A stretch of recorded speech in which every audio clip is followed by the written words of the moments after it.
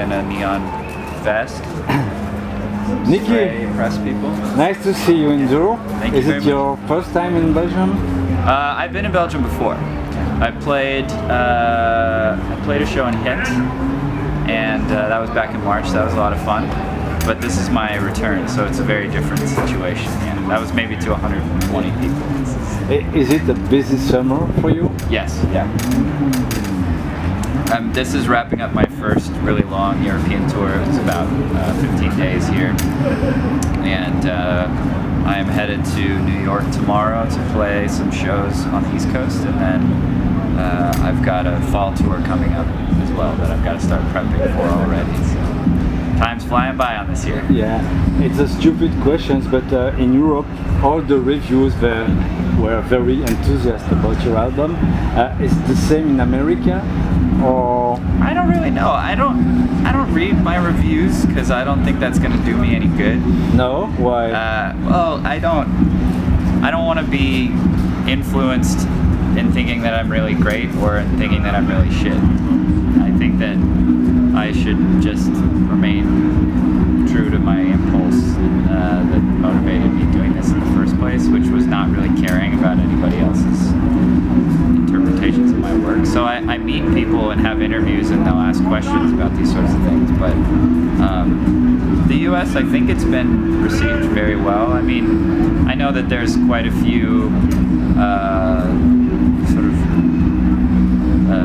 major publications, blogs that have not reviewed it, choosing sort of to remain silent on it. So I think that's a statement of their own. But I don't really care because I didn't really make my record for those people. So. Time's all gone. Is there a meaning behind this title? Yeah, there's a lot of meanings.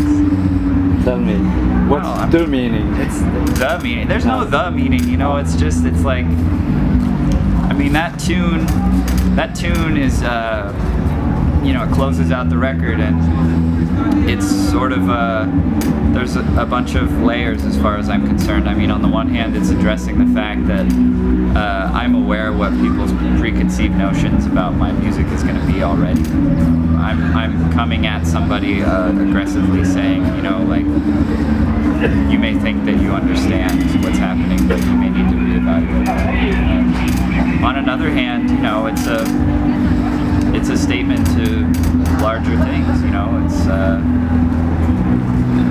people, at least in America, have had this feeling of sort of an apocalypse about the way that they're talking about times, and to me it's kind of an apocalyptic record, so I thought it was suitable. And on another hand, it's like, I don't believe that music is bound by periods. So a lot of people want to talk to me about time periods or sounds or sonics, and to me those things are, the point of music is that it's, you put it out there and then every time you listen it's that moment again. Like it's non-linear. It's not this happened after this after this. And that's kind of my comment on that. You say you don't like to talk about periods in music. Do you agree if we say that your new album is like vintage rhythm and blues with a 2010 song? Yeah, sure. I mean, I think I won't deny that I listen to a lot of vintage rhythm and blues. I mean, but to me, when you listen to a recording, you're listening to another time.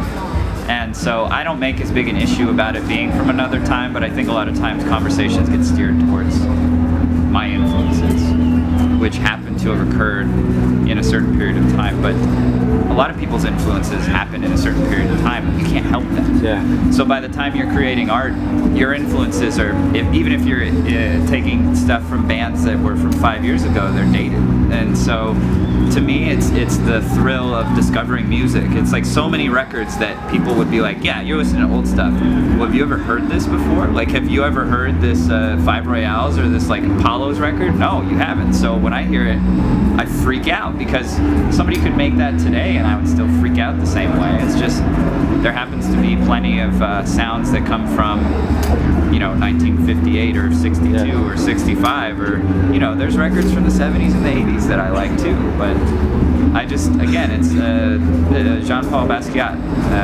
or Jean-Michel Basquiat, sorry. Jean-Michel Basquiat. Yeah. He said, you know, influences are someone else's ideas passing through my new mind, and that's how I see my work functioning. According to you, what is the best place to listen to your music? In a festival, in a club, in your car?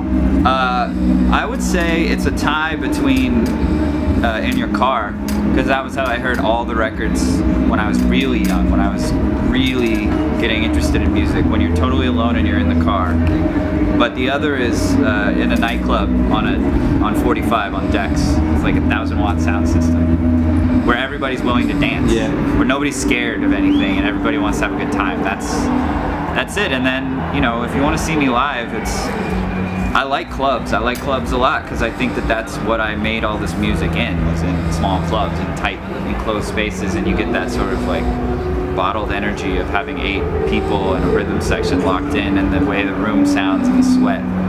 But festivals, I'm finding they're a different thing, but you know, I'm willing to up my game for that. So we'll have to see after I'm done with this first round of shows to give you a definite answer on where it works.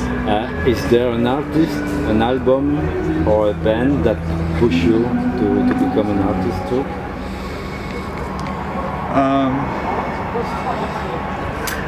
There's not really one. I mean, I will say Van Morrison is somebody that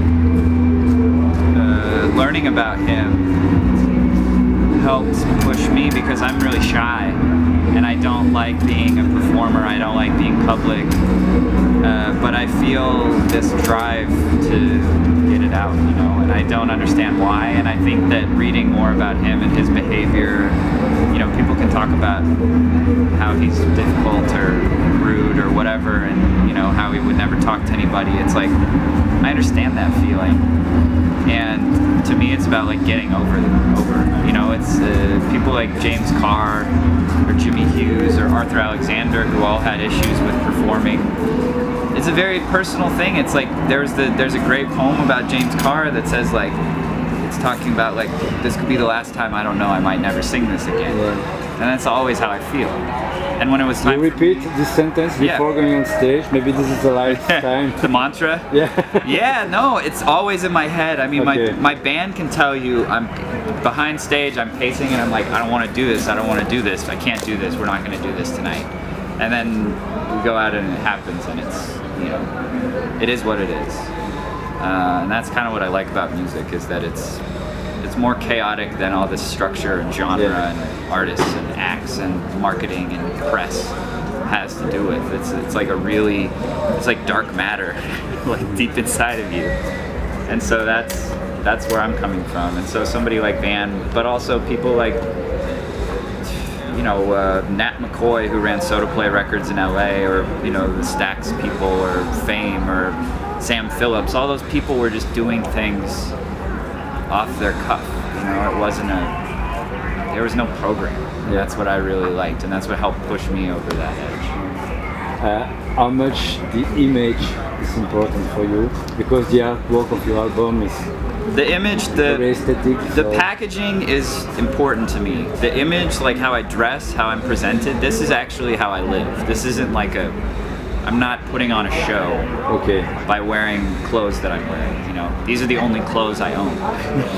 But congratulations. Oh, well, thank you. The packaging, that to me that's how I want, like, when you dream for years of having your own record, it's like, I'm gonna do that right. It's like when you have a cocktail party and you plan it for a month. You're like, I want this menu and I want this to happen, and you control the things you can control, and you recognize that there's an element of chaos too. So I just controlled the things I wanted to control, which was, you know, typography and lettering and packaging, and the rest I'm not going to be able to control. How people take it, how people digest it, I can't control that. But to me, I wanted something beautiful that looked good and made sense and matched the sound. You know, I made the record to sound how I wanted it. I manufactured it to look the way I wanted it, and that's my ideas on image, I should say. Two more questions. The first one, what's the last song you download on your iPod, if you have an iPod? The last song that I downloaded onto my iPod was Chuck Jackson tune. It's called I'm Your Man. It's great. Super dramatic arrangement. I've been listening to it a ton on tour. It's really spooky and dark, and it's not, you know, there's no like distinct rhythm section. There's no like, this is a guitar, this is a bass. It's all these sounds that just kind of swirl together. And that's the kind of tune that I think when people are like, oh, it's a soul record, Chuck Jackson, and you listen to it and it's like, this is as weird, and this is like the Tune Yards record. Yeah. You don't know what instrument is playing what on this song. And could you give me 3 good reasons to visit your city, San Francisco? San Francisco? No? Yeah. Rookie Ricardo's, the record shop on 8th Street. Even if you don't find a record in there and you don't buy vinyl, there's 70 CD compilations. This is a second-hand shop? Yeah. Okay. And Dick the owner is, that place, there's nowhere else in the world like it. So you have to go there, if only for Dick. Second, just the Presidio. Just go walk around the Presidio. Have a cocktail at the Presidio Social Club. If you have a martini at like 4 in the afternoon and you walk around this like beautiful hills, you're like looking out on the bay.